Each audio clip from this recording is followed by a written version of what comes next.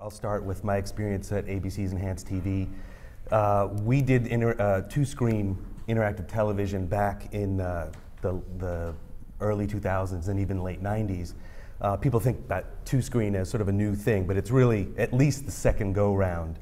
Back when we did it, there were no tablets, there were no mobile phones. So we did it for laptops and even for desktop. And it was a different approach that we had at ABC and Disney, where we really heavily programmed interactive experiences for very specific programs. And those programs were Who Wants to Be a Millionaire, Monday and Sunday Night Football, the Academy Awards, where we had a team of people that was actually developing content for you to play along. And generally there was a game as part of the experience. So Who Wants to Be a Millionaire was our real first success, and allowed you to play along with the contestant on television. So on your laptop, you would actually see the answers to the question as Regis would ask the question. You would actually have the opportunity to answer that question on your laptop at the exact same time as that person on television. And it was timed to the second. And we got some great usage, great experience. It was a pretty good little business for the Walt Disney Company.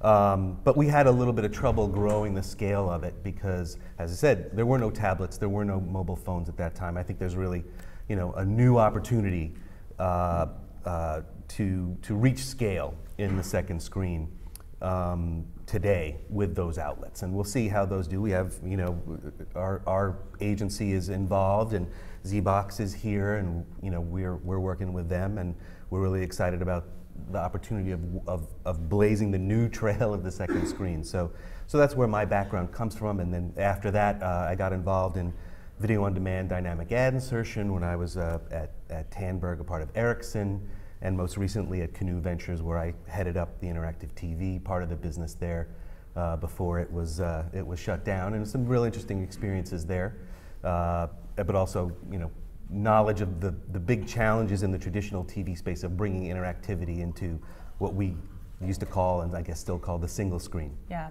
so I think I wanted that context because, one, I think it gives you incredible sort of runway of personal reflection as far as, so when we get out, we're not beholden to that legacy set-top box environment anymore, and now we're really, it's sight, sound, and motion in different forms, and audience behaviors vary depending on the screen that they're using and the size, right, and the location and context, but it's pure IP, right? I mean, where do you start? Like when you're serving your clients, in television, it was always about, okay, how do we better leverage a 30-second spot, right? And now it's kind of, it's a wide open green field, and what's the point of kind of arrival and origin to get you from A to B and help a client? Well, I think when you ask where do you start with what are the client's objectives. Really, I mean, it's all about that, and then you look at all the different opportunities in terms of advanced media, whatever you want to call it, and say, well, what are those opportunities that fit with that client's objectives? Is their objective reach? Is it frequency? Is it engagement? What are they trying to accomplish? What are they trying to do with their advertising? And then you can start taking a look at, well, what are the opportunities that they can exploit in order to reach those objectives? So I think that's interesting, goals. Right? Because we've probably never gotten a client brief that says my objective is reach and frequency, right, from a brand manager. And so you sort of distill from hopefully business KPIs into some type of media success or performance metric, right, to kind of connect the dots. Right.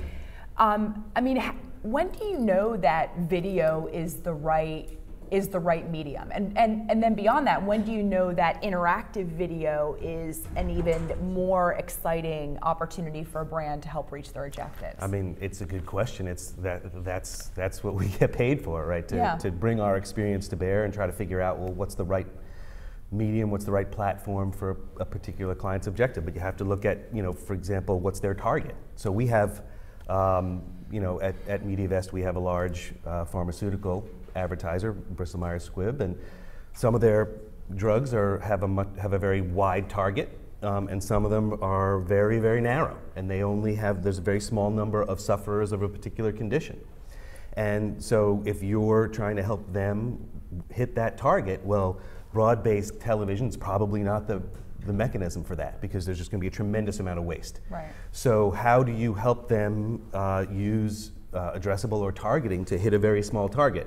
Whereas it's very different if you're saying, well, they have a drug that has a very wide number of people who are suffering from that condition and are potential customers of that particular product. So you have different mechanisms that you're going to try and use to reach that potential audience. I know you mentioned ZBox and you have some things in the pipeline with them, but what are you, just sort of newly minted on the agency side of the business, what are you most excited about right now for clients? Like what are you bullish on, and what really, when you get up in the morning, you're like, I want to create a proof point, and that's where, I want to take a client and do some really amazing things. And what's that runway? Yeah. Well, I'll tell you one of the things that I'm really excited about is we're going to be going into a beta with a company in the next month or so, and I don't think I can, under NDA, say who they are yet, but what they're trying to do is put an advertising model against, let's say, iTunes. iTunes, you go there and for $1.99, you're going to buy access to a television episode, or for $3.99, you're going to buy access to a movie. And today, really, to get the first window content, stuff that is premium movies that have just come out, or a television program that just aired, there is really no ad-supported means to get access to that content. You have to pay cash. And so this company that we're going to be working with on their beta has actually gone out there and negotiated rights to acquire content in that first window and to put an ad model against it, so that you get to earn credit by looking at ads to go and then take that credit and purchase access to a television episode that aired last night. And there really is no other way to do that. And it's exciting to me because when I look at the video landscape, I say, there's people who are willing to pay $1.99 an episode. There are people who are willing to pay $7.99 a month for Netflix. There are people who are willing to pay $75 a month for Comcast.